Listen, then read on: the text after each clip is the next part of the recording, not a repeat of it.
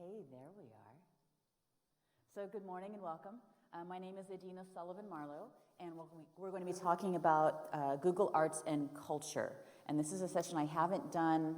I did it a few years ago, quite a bit, and haven't done it for a while, and just brought it back around this last year.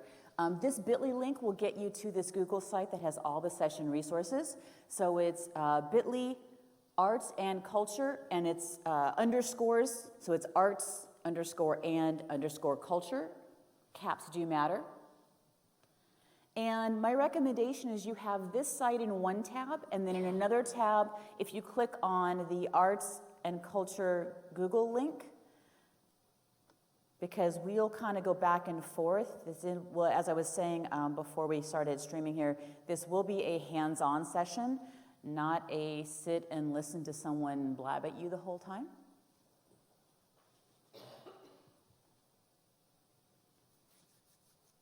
Anybody not able to get here? Okay,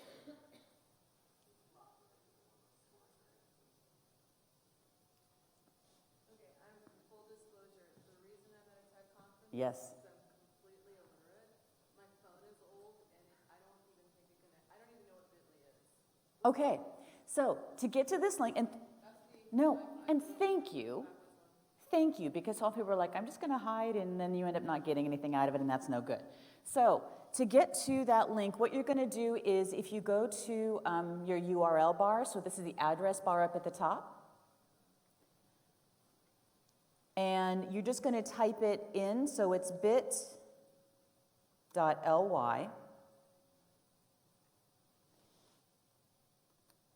right? And then we have our slash there, and then capital ARTS underscore and underscore capital C culture. What this is a shortened URL, because that website has this big, long, ugly name, and if you were trying to type in the whole thing in the address bar, it would take forever, and if you're like me, you'd typo it 25 times before you got there. So we create shortened URLs to make it easier to get places. And Bitly is just one of the shortened URLs we can use. So I'll go back to the site so you can see it a little bit bigger. So it's bit.ly arts underscore and underscore culture.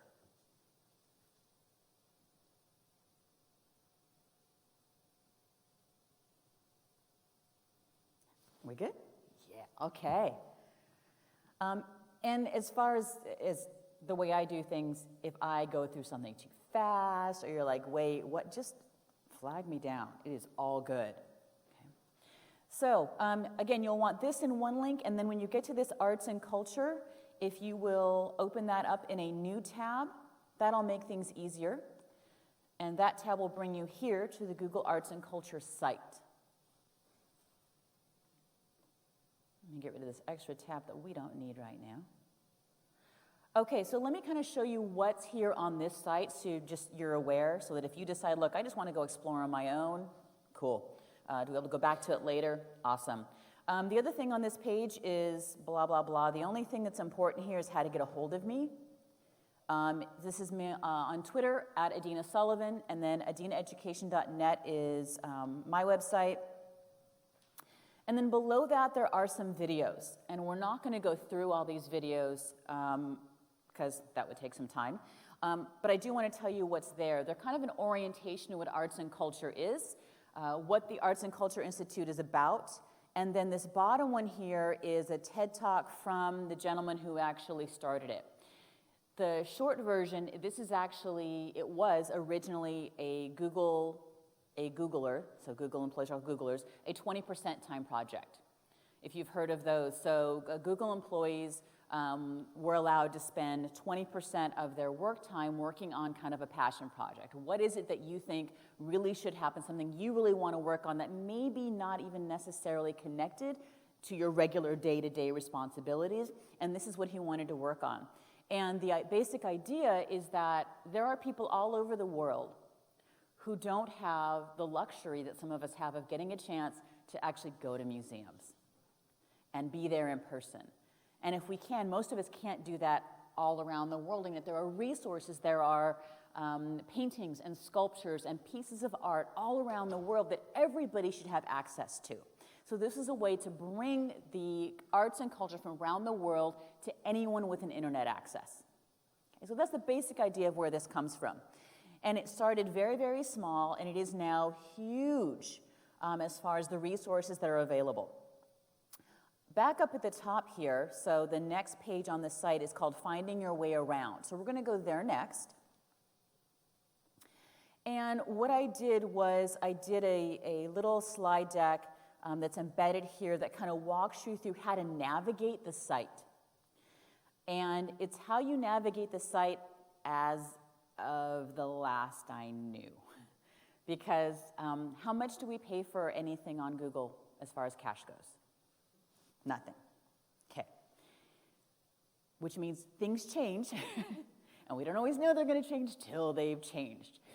But when you get the basic idea, you'll be able to navigate your way around. So as you're in the site, this is how you get to everything. The first thing we're going to see is that when you get there, there's 3 little dots on the top left. And whenever you see those, not dots, but lines, whenever you see those 3 lines, actually whether it's dots or lines, it's usually an indication there's more stuff. If you just click there, you'll see more items. And in this case, it brings us to a whole menu that gives us the big areas of the site so that we can navigate around. Then you'll see up at the top we have Home, Explore, Nearby, and Profile. So the home screen, this is going to change. And it changes depending on, it may be time of year, it may be focusing on a particular artist or a particular culture, or a holiday coming up, so that will change from time to time. Then we have Explore, and this is where you start kind of really digging into a particular area. You can look by, maybe you're looking at Renaissance period, or maybe you're looking at the 20s, or maybe you want to look at gangsters in art, or whatever it is. You can look through here under Explore. And then we're going to take a look at what it means to zoom into some of the tiny details of art and what you can learn from that. Then there's the Nearby. This is a newer piece that wasn't in the original version of Arts and Culture. And it allows you to find the arts and cultural areas that are, exhibitions that are close to your close particular area, to kind of get you out into what is available around you. And then we're at Profile. So under your profile, you can find the things, you can mark items as favorites and find them there. You can create whole galleries, so kind of your own personal collection, maybe around a theme or idea, something that you're teaching. Okay. And then we'll look at under the items themselves. So when we're looking at a particular piece, we can go to a previous or next item, and then we can save it as a favorite. We can copy a link to share that specific item, and you could put that link into Google Classroom.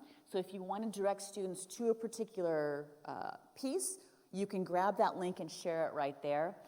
If you see the little Pegman down at the bottom there, Pegman works just like he does on the map. You can kind of click on that, and what that will bring you into a full tour of the museum.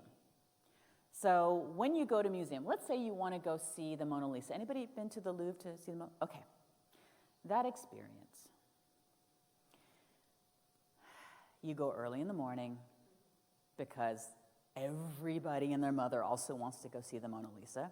And there's almost like a lineup at the door of people waiting to get in and rush in to see exactly what they want to see. And then you get there and you find out it's not quite as large as you thought it was. And you can't get real close. Pegman brings you into the museum, and what they've done is they, just like with the Google Street View cars, they've kind of done a version of that in museums. It's this little, almost like a little tricycle, except it's not, that has a camera on it, 360 camera, that's basically taking a tour of the whole museum so that you're getting a full view. You can get right up close. There's nobody in your way. There's no small child screaming in your ear. None of these things are happening. You get a perfect view of the museum as if it's only you there. And the list of museums is growing for where that's available. Which of those icons is Pegman? Pegman is, he is down at the very bottom, number 6 there. The little yellow dude. He's Pegman. All right, then, and we'll explore how to do this. When you look at an image, you'll see when you hover over it, you'll see a magnifying glass, and you'll see a little window over on the right. And you can zoom in further into that image. Okay? And that little mini view shows you how far you're into that image so you can kind of navigate yourself around to get deeper into a piece to see more detail, whether it's brush strokes, the way an artist has done something, or details that you might not have noticed looking at a full picture, particularly on a computer screen. And we'll explore doing some of that. Okay? So, under More, here you'll see we're going to go into looking deeper into exploring arts and culture, getting an idea of what you can do, and then we're going to look at how we can apply this for students so that they can see themselves and others in culture. And then we'll get into some other ideas and resources and lessons that can actually go with this and some ideas. All right, so let's start playing. So on the other tab where you have Google Arts and Culture open, let's start exploring a bit. So over on the left here, we talked about those 3 lines. That's where that menu is going to pop up. Okay. And we're not going to go through every single item in here because we don't have the next 6 months to do this session, and that's about what it would take. And if you're into this kind of thing, let me warn you right now, when you start exploring this, I can tell you what you're going to be doing every weekend now, is playing around in here because there is so much. Up at the top, we talked about the home, explore, nearby, and profile. Okay?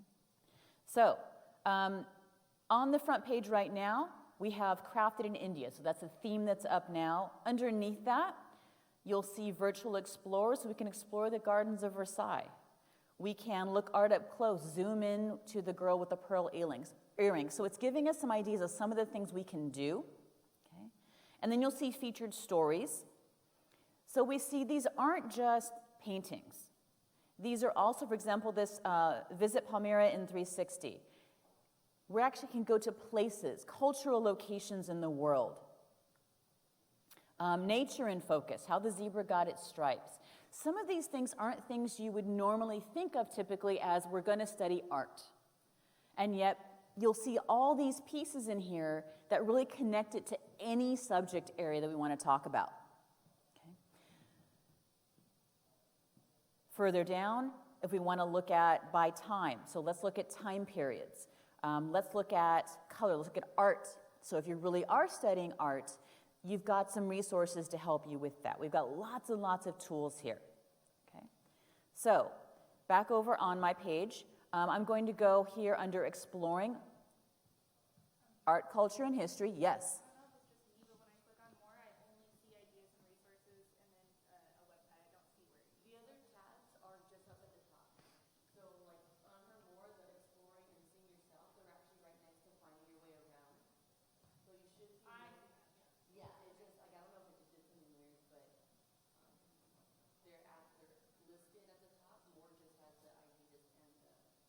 Yeah, it depends on your screen resolution.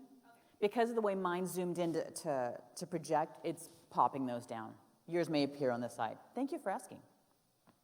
Okay, so we're going to do a few things. We're going to look up close.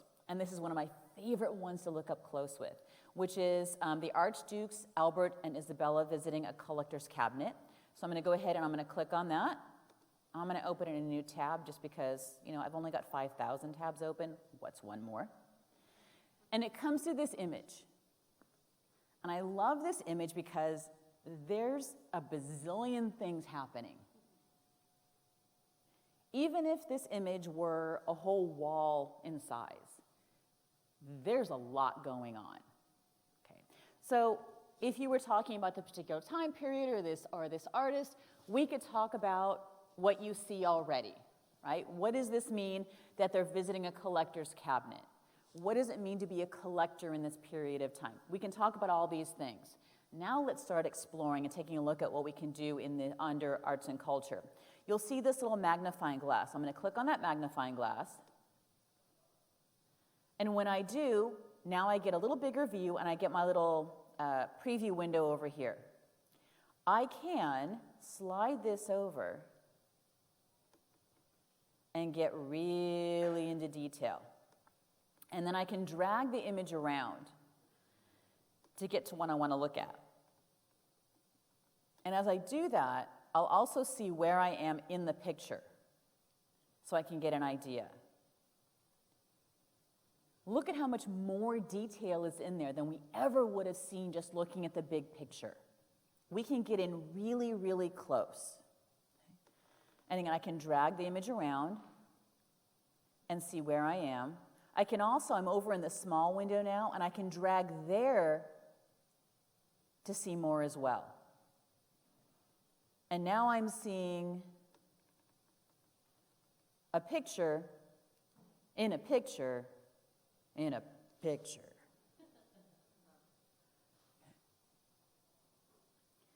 When I taught, my first year teaching, I taught kindergarten. And when I taught directed drawings, the kids had no idea what I was drawing, and I was really doing my best. So I can't even imagine the kind of skill you have to get this kind of detail. Okay? There's a ton in here. You could spend, even just in a history lesson, you could spend a week talking about pieces of this painting and still not get very far. We could use this to talk about math. We could talk about proportion. We could talk about angles. We could do lots of different things. But we can get in really, really close. So this is how we can get into details. And you'll see underneath, this one also has some additional information. So we can find out more about it. We see where it's held. So this one is in the Walters Art Museum in Baltimore. And tell us about this. This is of the painting of a private gallery or cabinet of a Flemish collector. Here's what they're doing. Here's what's going on. Here's what's happening in history. Here's some other connections to it and what it all means, right? We can, this little heart, I've clicked it because I've already marked it as a favorite. I can click a link and copy a link that will send someone looking at it directly to this piece, and then I can share it directly. Yes? What did you miss to get out of Zoom? Oh, okay.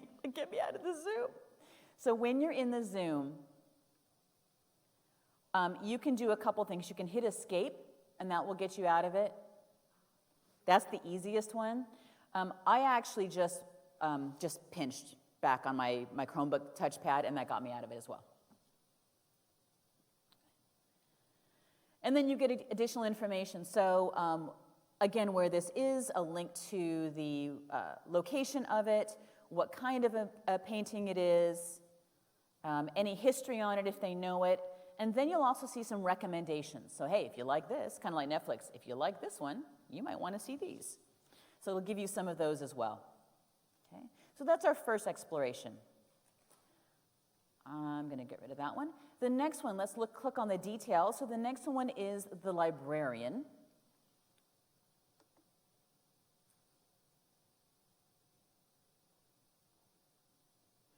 So this is bringing us to another work. And when we look at the details for this one, we get a lot. So we get everything from the physical dimensions. We get that this is from the Italian school, having to do with mannerism. We get, again, those, the provenance. So if they know where this has come from or whose hands it's been, they'll have it on there. And again, those recommendations. Okay? And again, you can try out that zoom feature to zoom in, and we can use our slider to zoom in even further. Right? And get lots of details, like this little ribbon, this really faint ribbon that we see here that we normally wouldn't have seen. Okay. Lots of pieces to help us really understand a painting better. All right, so what I would like you to do now is we're going to view the collections and users galleries, and we're going to search for reading visually. Okay. So collections and user galleries, and we're going to go to the user galleries. So I need to go to my little 3 lines over here. And then I'm going to click on collections.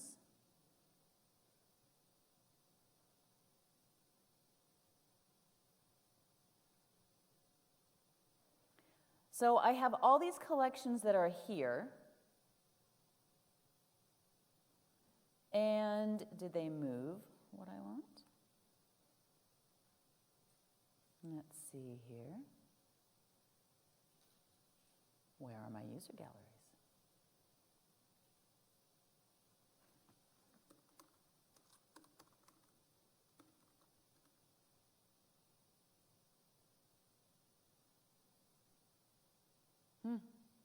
All right, so we're going to do this a little different way.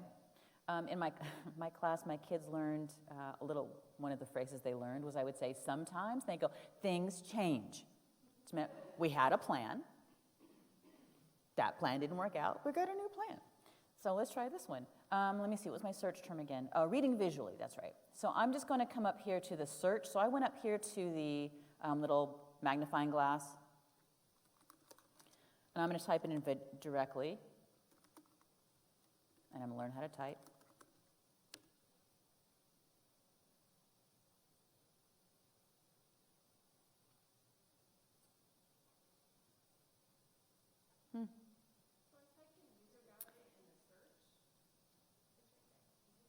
Yeah, it is here now.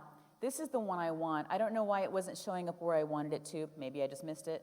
But if you type in reading visually and you scroll down the page, you'll see this one here that says reading visually. Here, it's the second one for me. So again, I just went up to the magnifying glass, typed in reading visually, scroll down, and you should see under user galleries, reading visually.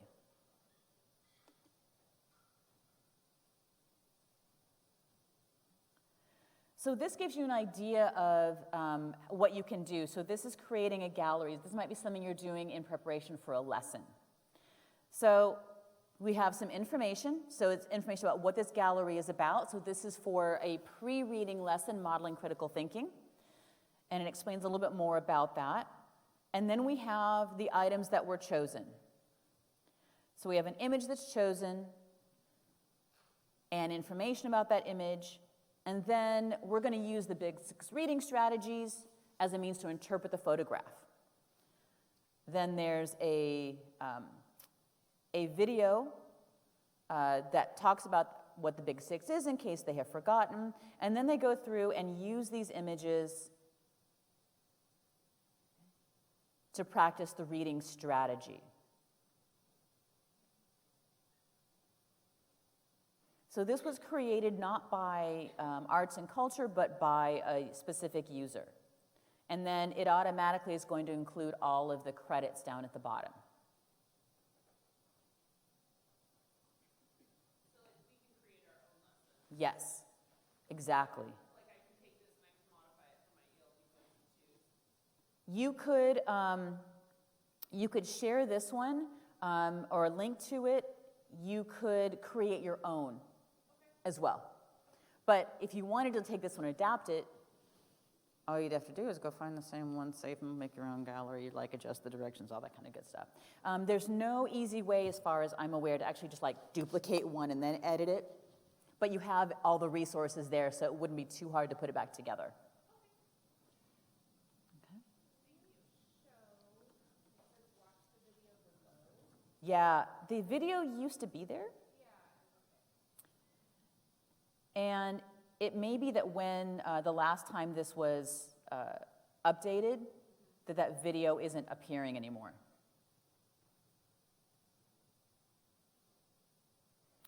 All right, so now let's do a virtual tour.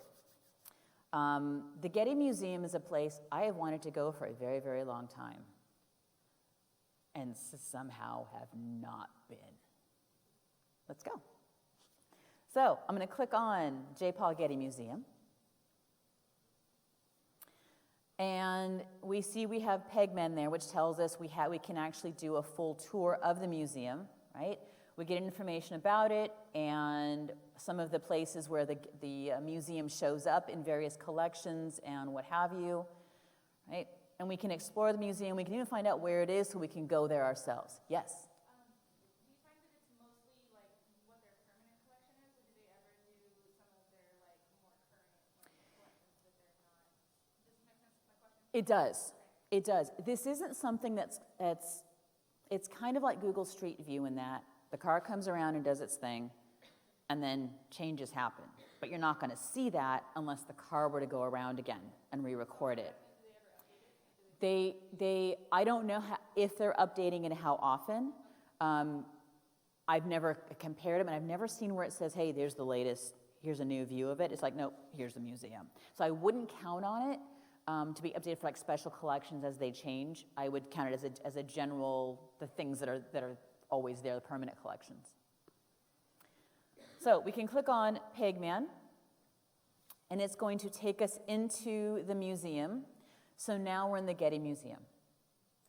And once we're in here, we have our little compass to give us an idea for those of us who can follow a compass.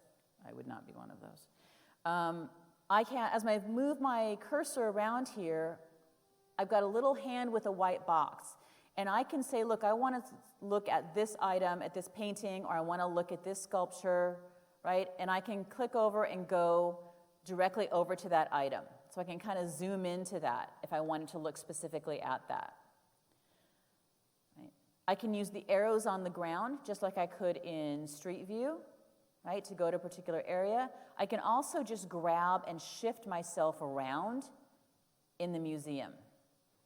And it's giving me a little X to give me some indications of where I might want to stop. So maybe, hey, I want to come over here, right? And move myself around so I can see what's in this case. Or maybe I want to come over and see these items. And so I can zoom myself through the museum.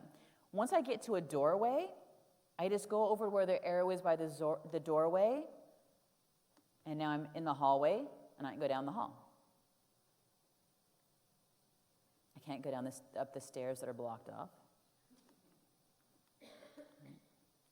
So I can navigate myself around the museum.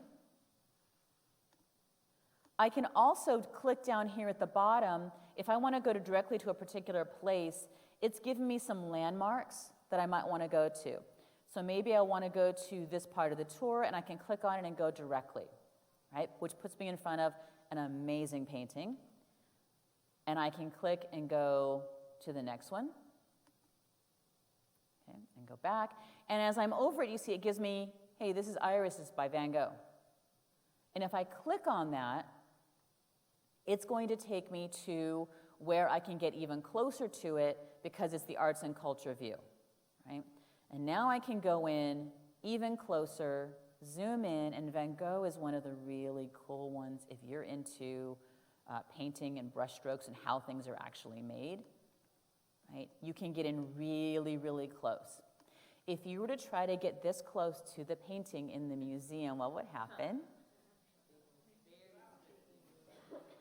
It's on your computer case. I love it. Yeah, the folks that are in the jackets that are standing there that I always feel really bad for and hope they have really good shoes, they're going to come and get you. Alarms will go off. You can't get this close. We can get this close. Take a look at that yellow, the yellow flower there, and you can see that brushstroke. Yes?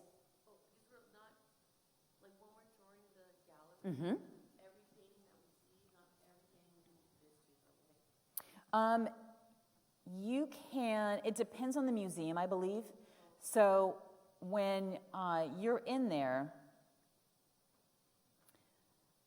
I don't think every single item, and the Getty might have more than most, but I don't know that it's every single item in every single museum, just because I haven't checked that. But if I go in here to Pegman, and let's find, something that might be more, like I go to this chair.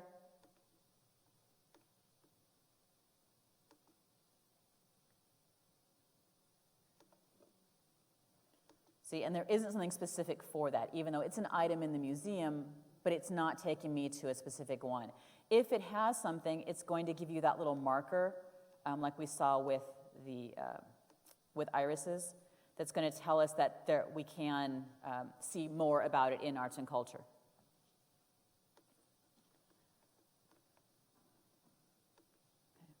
So we can get in really close in the museums, and the number of museums that applies to has grown dramatically. So here's what I'd like you to do. There's a few different areas in the museum, different types of things. We have the art. We have world wonders. So if you teach 6th grade social studies, this is your area right here. Historic moments.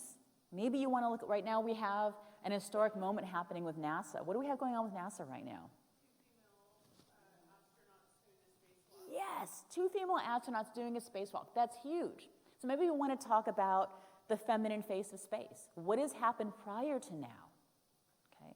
So what I'm going to do is we're going to give you a few minutes to kind of play around. Take a look at one of these or go dig for something else that you're like, but I really want to see something that you have in mind. And we're going to spend a few minutes doing this. I've got 11, 19, 11, 20 now. Let's go ahead and spend, let's do 5 minutes and we'll see if we need to do another 5. And spend some time, get in and explore. Yes? I just want to mention there's an app that you can download that's easier to navigate. There is. Might not have everything. Exactly. And that's always the caveat with anything that's an app and a web-based. You typically have less in the app, but the app does work, and it works better than it did. So if that's easier for you, absolutely. Okay. Yes, and I used to have that one on, and then it became too distracting because I have issues like that. So she's saying there's an extension of Chrome. If you use Chrome as your browser, there is a Google Chrome extension for arts and culture that when you open up a new tab, you get a new piece of art to look at every day. And then a few minutes later, remember that you actually had something you were supposed to be doing when you opened that new tab.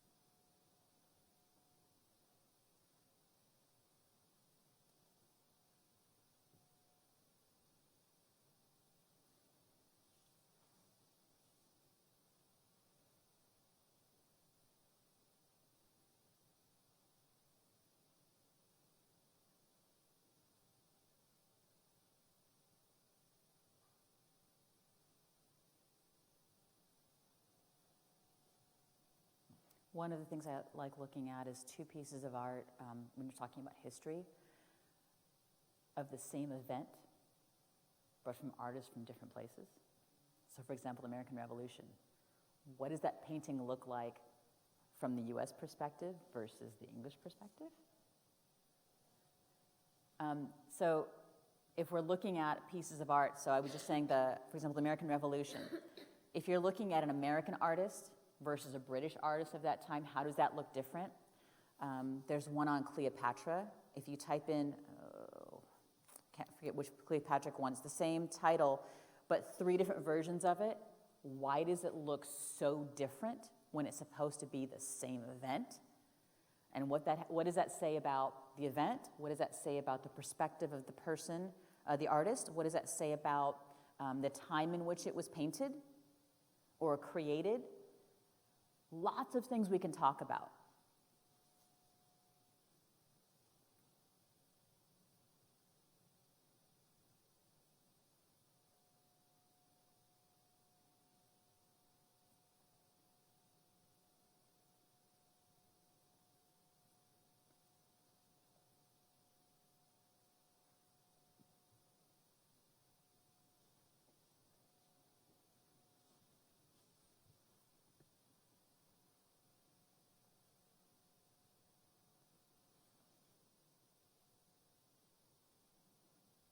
The Banquet of Cleopatra, that's the one.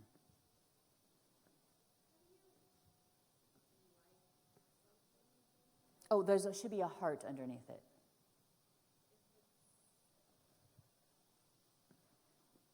Where are you?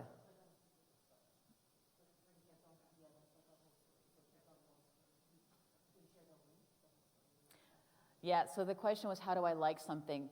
You need to be on the specific item. If you're on a whole collection or a whole story, you're not going to like that whole thing. You can do specifics. You could grab the link, grab the click to share that page, or grab the link to that page, but you can't click the heart on the whole piece. You're looking at a specific item, and then you can like it.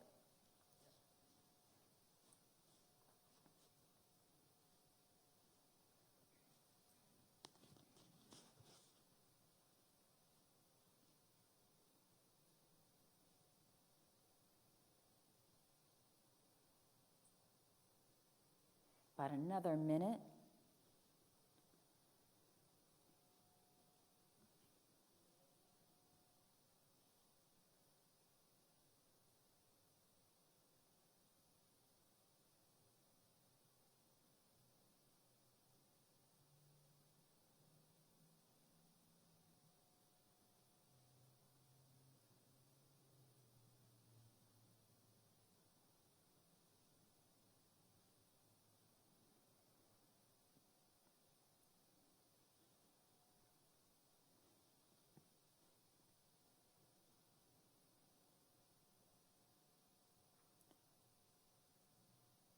Okay, did you find something of interest?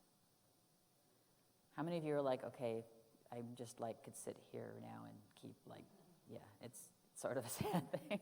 It's a beautiful thing. What we're gonna do now is actually, for me it's under more, for you, you might see it directly across the top, is going to seeing yourself and others. One of the things I find with students is they don't often understand how this connects to them. They see it as this thing that happened a bazillion years ago, the olden days, right? And don't see that they have any connection, or that there's any similarity between themselves and what they're seeing. There's a few ways to look at this. One of them is with the app, you can take this thing called an art selfie. Now, as I put a note on here, for privacy reasons, they're under 13, this is kind of a no-go. They're over 13. You could even do it as a demo. So you'll see on here, I've done one of me, and what you do is you take a picture of yourself, and then it tries to find pieces of art that look like you. Now, I will warn you, you're not going to like some of the ones it finds. Sometimes the way you see yourself is not the way it saw you. And it'll rank them. How close does this seem to be to what you are? So you can try that out. It's with the app. And that's kind of cool for, again, our students that are over 13. And again, even with that, be sure to check with your own school or district privacy policies before using it with students. Okay. And then I've got some links here to help students see this in a different way. And that's just how it connects to our own personal culture. So taking a look for our Latinx students, how does this connect to Latinx culture? How does it connect to African American culture? Our students who have come over from Afghanistan, we had, there's one year, I remember I was teaching 4th grade, and we suddenly had this huge influx of students who were coming to us because, war. This was their first time in school. Our students had no understanding of what that culture was like and what these students were like. We could talk about Afghan culture. We could talk about what this looks like. We can talk about women in culture. You want to talk about Harry Potter? Here you go.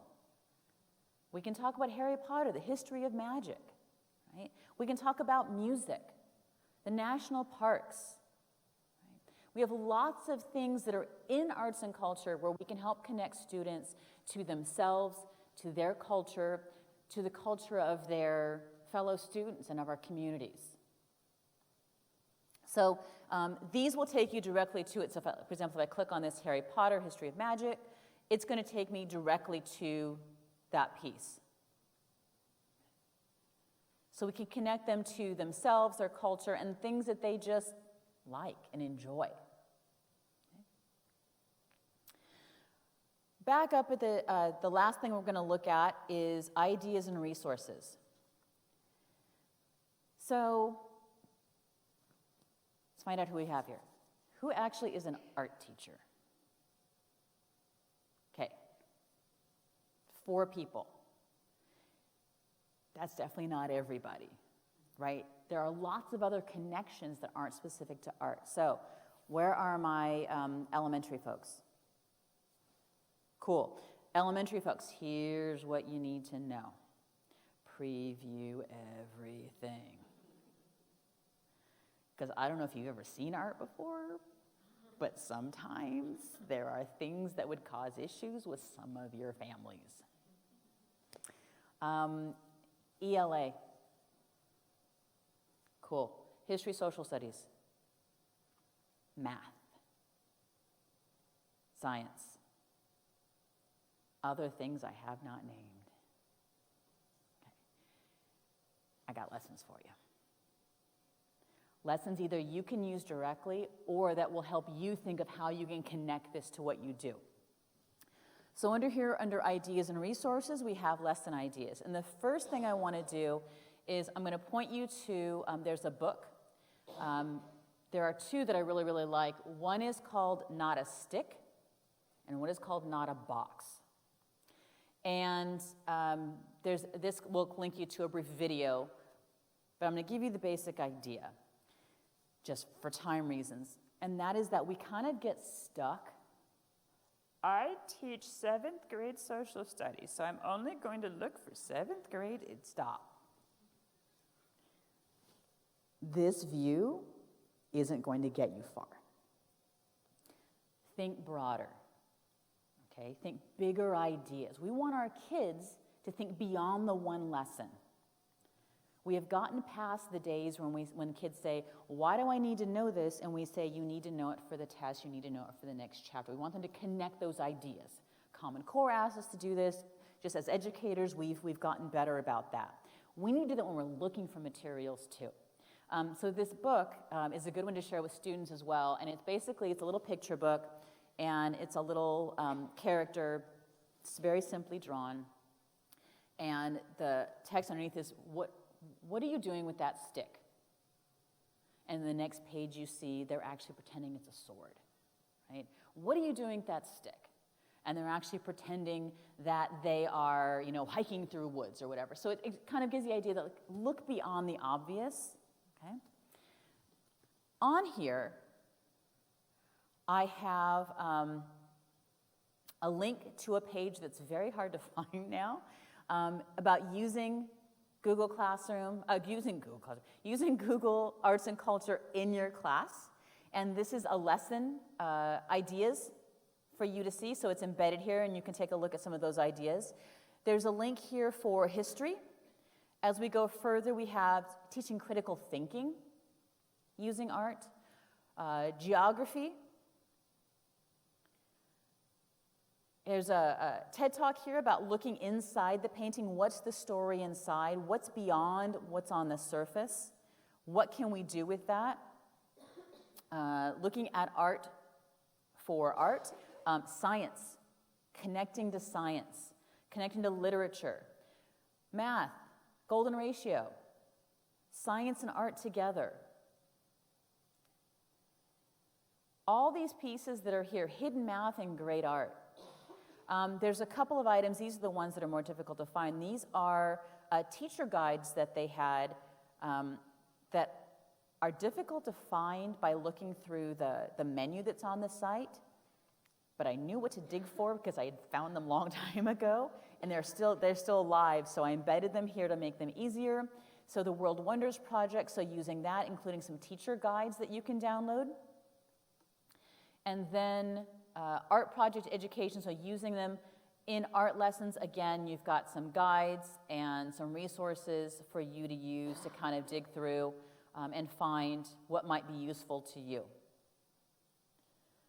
And then there is a link here. This is someone else's slides. They're not mine, but he posted them online. And I've linked directly to them. I haven't stolen them. And a link to his original post that has the PDF on it. And if you start on page 15 for the lesson examples, you will see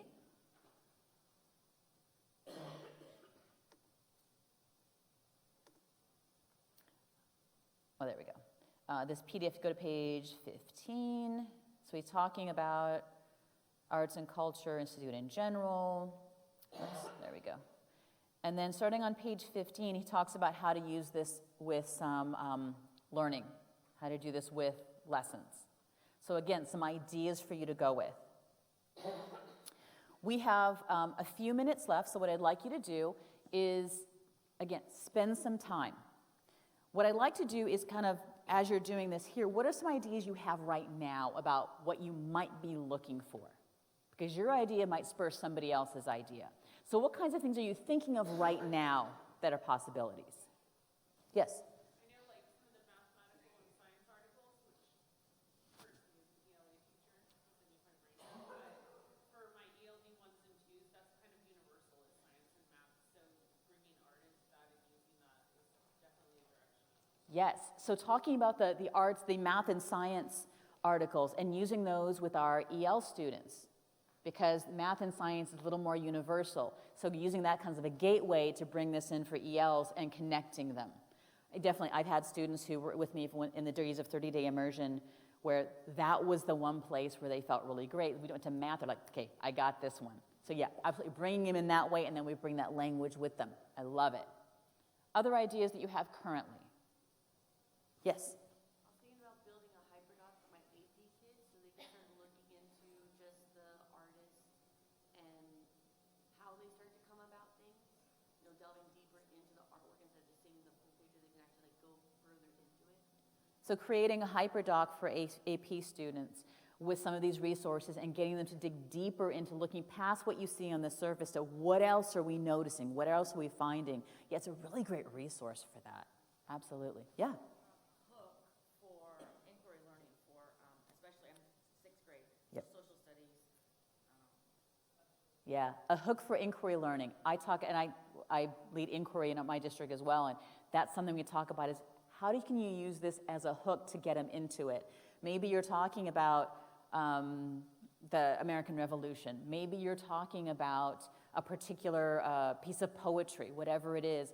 What if you use this as a hook to get them talking, find out what they know, what they don't know, what they're curious about, what they want to learn about, what their questions are, and then digging into the actual text, right? Right, so we'll spend a few minutes kind of going through it. Let's spend about another 4 minutes or so going through it, and then we'll take some last questions at the end. Okay?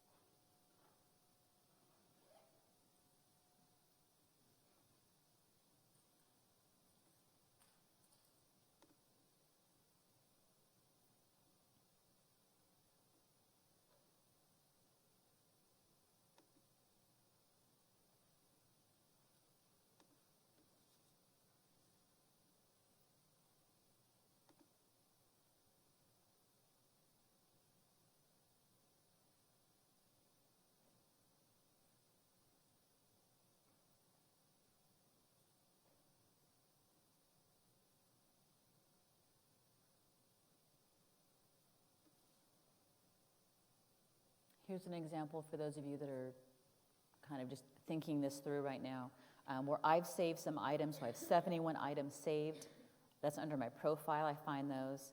And then under galleries, I have galleries set up. And if I click under galleries, there's a little plus sign. This is how I create a new gallery. So, for example, I have one here that's the Banquet of Cleopatra, where I can talk about, here's these 3 pictures of the same thing. Why are they so different? What makes them different? Why are they so different? The Great Depression and world events happening of the same era. So we talk about the Great Depression in high school history. What else is happening around the world, right? Connecting to the bigger world, not just this one thing, but yeah, besides that, what else is going on? How is that influencing those events? Modern portraits for vector drawing. So one of the things I talk about is using Google Drawings, and one of the cool things you can do is create vector drawings where you're basically using shapes and drawing over an existing image to create an image, a copy, kind of a copy of it that's sort of a stylized copy. So these might be some models I pulled to talk about that. Looking at a topic, so let's talk about teaching learning in schools. How does this look now versus when it looked then? What does the painting look like versus the actual photo of the same idea? What does it look like around the world? Right? Maybe I'm looking from an art point of view and I pull a gallery of mosaics. What are some different styles? What are some different types? How does it look in different scenarios, in different places? So you can create these galleries. And then once you have a gallery created, there's those 3 dots. Remember, 3 dots or 3 lines together means there's something else going on. I can edit, so I can keep adding to that gallery, or I can delete that gallery. Maybe it's one I don't need anymore, and I can get rid of it. So is that where you would put in your lesson? You know, like watch this, compare these 3, or watch this video. Yes. Yep. Fill in the Google Doc. Mm-hmm.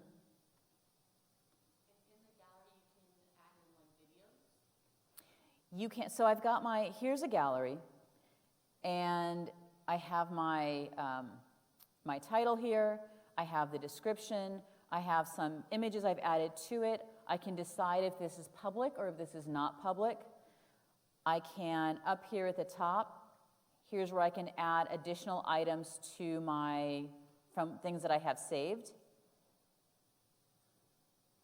So let's say I want to add, I don't even know what gallery I'm in right now, and I want to add that item.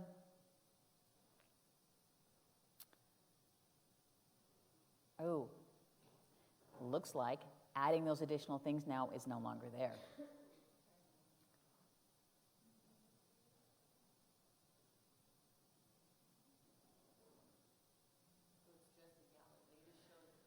Yep, it does now.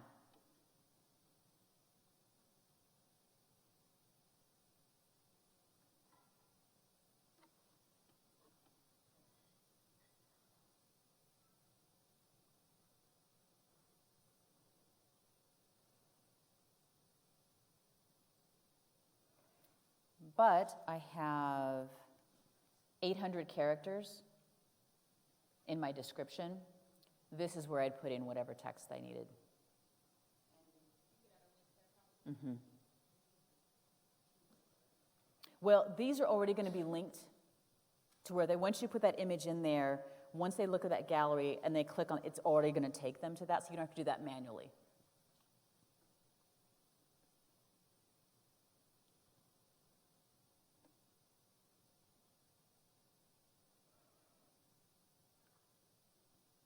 And once I have that gallery again, it's going to give me some ideas. Like, hey, here might be something else you're also looking for, which I'm not for this one, but there are some ideas there.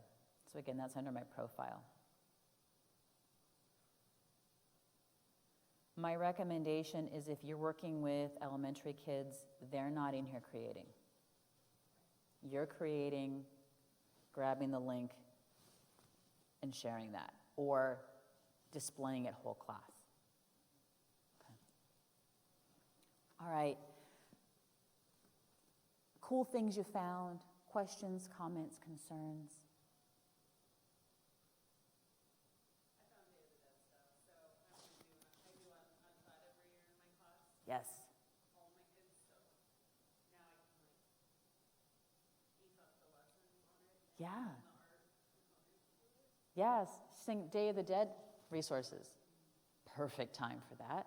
And now we can connect it to history. We can connect it past, because that's one of those things now that it's in every store, it's every stickers, it's tchotchke, it's all this stuff. But it has this rich history. And things like that get changed over time. So let's look at, okay, here's these things you're seeing, right? It's not just this thing that we dress up as or we play with. It has history. Let's talk about that history. Okay, super awesome. Guys, thank you very, very much for being here.